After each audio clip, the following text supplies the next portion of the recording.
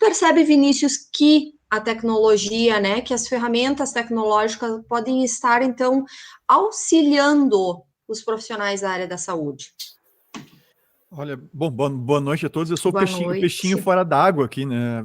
Perto da Gilmar e do Gilberto. Inclusive, os nomes iniciam Gilberto, Gilmar e Vinícius. Tinha que ser outro nome. O meu é Graziela, começa com G também. É quase uma dupla sertaneja. Eu vou sair dessa live. Eu vou sair dessa live. Eu não tenho, né?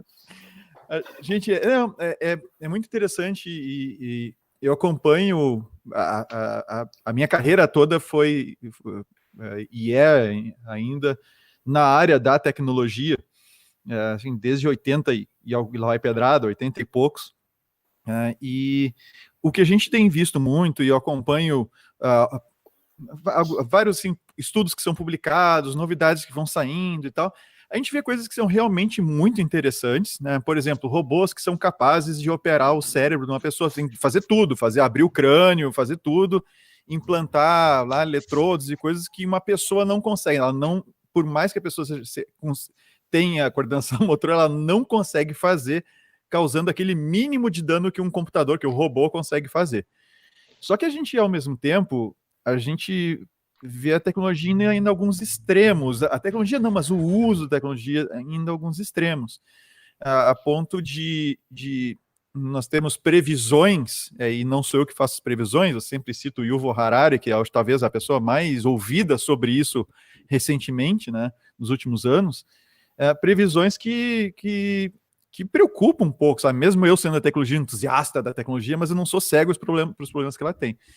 E algumas das previsões envolvem, por exemplo, diagnóstico de doenças. A gente até conversava, né, Gilberto, esses dias numa outra live que a gente estava fazendo, diagnósticos de doenças, né, então coleta de indicadores, né, sinais vitais e uma série de outras coisas, sintomas. E a capacidade de sintomas e de tu poder ter uma inteligência artificial lá que analisa os últimos 200 mil casos daquela doença e ver o que mais se parece com aquele caso que o Bruno está identificando lá e faz um diagnóstico. Então, o Yuval Harari coloca isso como praticamente assim a morte da profissão, né, daquele médico que isso daqui a alguns anos, óbvio, né, que só faz o diagnóstico, que diagnostica e dá um tratamento ou indica um tratamento. E ao mesmo tempo a questão das cirurgias e tudo mais, a gente também vê a questão da telecirurgia, né? Essa questão que ainda tem uma pessoa, um humano controlando, mas recentemente, não sei se vocês viram,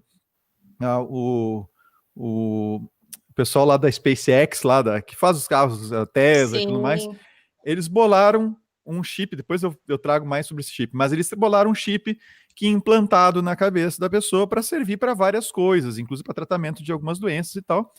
E o implante do chip é feito totalmente por computador. A pessoa deita ali, fica paralisada ali, né? E o computador faz tudo. Até que ponto? E aí ele cita explicitamente a enfermagem como sendo uma dessas áreas que não vai morrer no futuro por causa da IA. E ele coloca ainda isso... Bem, né? Ainda bem, né? E ele coloca isso porque justamente aí está envolvido o cuidado com o outro, a questão humana que vocês tanto colocam quando falam na enfermagem, quando a gente fala sobre assuntos relacionados à enfermagem. Gilmara, como é que tu vês isso? Como é que tu vê essa questão do uso da tecnologia? Porque me parece que ela ajuda, óbvio, né? A gente não teria tudo que a gente tem agora se não fosse isso. Mas a partir de que momento ela te parece que ela passa a ser intrusiva e desnecessária e até mesmo desumanizadora, né? Como é que tu percebes isso? Na enfermagem, quando eu tava escutando tu falar, eu tava pensando assim, né, me veio um filme na cabeça, né, porque a gente começa a pensar em todos os exames de imagem cada vez mais rápidos e cada vez mais específicos que tu tem na área, em todas de como tu fala de sistemas, eu tava pensando, até me veio, porque sabe que eu divago, assim, quando me fala nessas coisas, eu vou longe. E eu tava pensando, assim, como o sistema, como a tecnologia ajuda muito nos sistemas de saúde e nos sistemas de informática, né? Nos sistemas de saúde que tu tem, nos programas que tu tem hoje em dia, para que tu consiga coordenar toda uma instituição, que nem nós temos um sistema no hospital, e várias instituições têm os seus sistemas que tu consegue linkar todas as áreas e trabalhar com todos os processos de uma maneira que tu consiga ter domínio de tudo que tu, né, de todos os processos de trabalho dentro da instituição. Então, para nós, até eu pensava, agora que tu falou disso, porque eu já sempre pensei, eu até comentei esses dias com a minha gerência, que eu penso em fazer um MBA, uma pós em sistemas de saúde, né, para a gente trabalhar, porque é uma área que eu gosto muito, e o enfermeiro, ele é muito importante, embora muitas pessoas não saibam, o enfermeiro é muito importante dentro da implantação e da manutenção do sistema no software, assim, dentro de uma instituição, porque ele consegue entender, o enfermeiro tem essa capacidade de entender o que as áreas precisam, como é que tu consegue, o que tu precisa, tipo, às vezes essa tecnologia dura, então, né, um representante, então, quando a gente tem os consultores, eles não conseguem, eles precisam que o enfermeiro, então, dê essa visão de como é que funciona. Nesse ponto, a tecnologia é importantíssima, ao meu ver, né? Quando tu fala desse robô, fiquei pensando onde vai a clínica daí, né? Onde vai a semiologia, onde é que vai?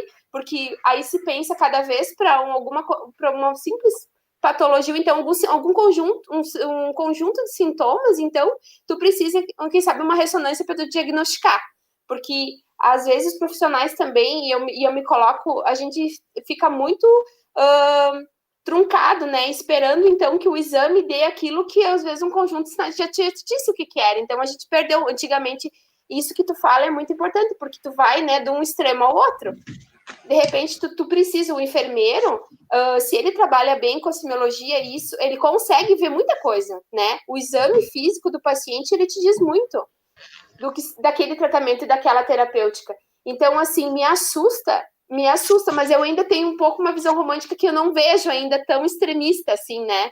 Porque como tu fala, eu não vejo na enfermagem, isso eu até vejo em outras áreas, mas a enfermagem, o cuidado, não tem máquina nenhuma que vai substituir, né? Tu precisa do toque do calor humano. Então, assim, eu vejo como uma aliada se tu souber trabalhar, né? É a C3 pra você.